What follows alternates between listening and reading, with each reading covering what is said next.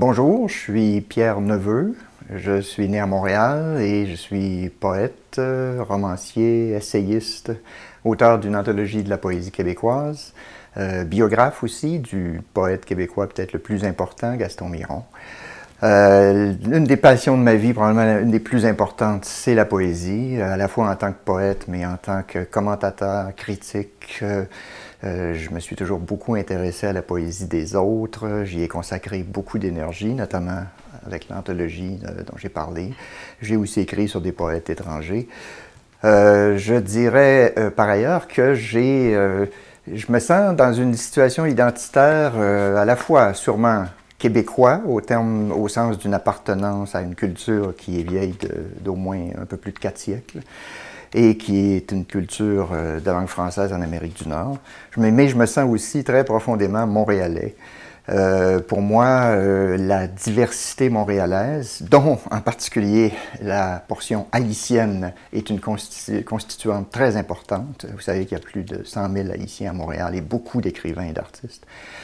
C'est sûr que pour moi, c'est un élément tout à fait essentiel. Je pense que le défi, bien sûr, dans un contexte de diversité linguistique et culturelle comme celle de Montréal, c'est d'avoir des points de rencontre, une certaine culture commune, dans la mesure où ça peut être possible dans le monde contemporain, mais je pense qu'il y a quand même des points de convergence qu'il faut chercher. Mais cela dit, cette diversité-là, pour moi, elle fait partie de la trame culturelle québécoise contemporaine. Et de mon point de vue, aller rencontrer les Haïtiens sur leur terrain, mais ça va venir compléter, pour moi, venir vous rencontrer, c'est pour moi concrétiser aussi un rapport qui a été jusqu'ici purement littéraire avec Haïti. J'ai beaucoup lu les écrivains haïtiens, notamment ceux qui sont venus au Québec.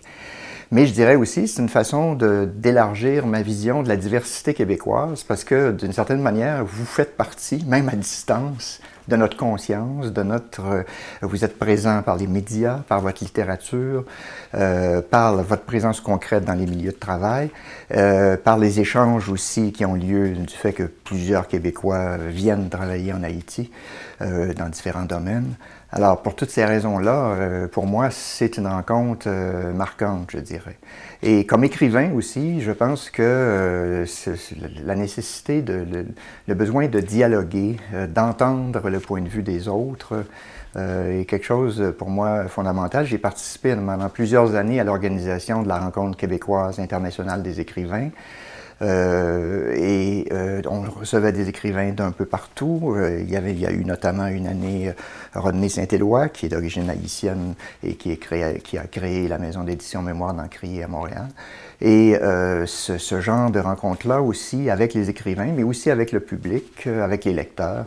On connaît ça beaucoup au Québec avec les salons du livre, différents festivals de littérature, de poésie. Ça me paraît extrêmement intéressant. Alors, inutile de dire que pour moi, venir vous rencontrer en Haïti, c'est quelque chose qui sera absolument marquant dans mon parcours. Alors, pour terminer, vous allez faire un montage? Oui. OK. Alors, pour terminer, je vous fais entendre un petit poème. Il n'est pas récent, mais comme il évoque ma ville natale, plutôt, ma ville natale, comme le poème évoque ma ville natale à la toute fin, vous allez voir, je pense que c'est assez représentatif. Alors, ça s'appelle « Marée montante ». Ça a été publié en 1983, donc il y a déjà quand même un bon moment. J'éteins ce texte comme une lampe qui a trop brûlé les yeux. Le livre n'est plus visible sur la table. Les pages fument, où quelque bonheur pressait le corps de livrer ses sources, amis toujours verts. Je me lève à froid, dans un souci devenu mien, dans un néant qui me déborde. J'ouvre la porte et j'entends la mer dans Montréal.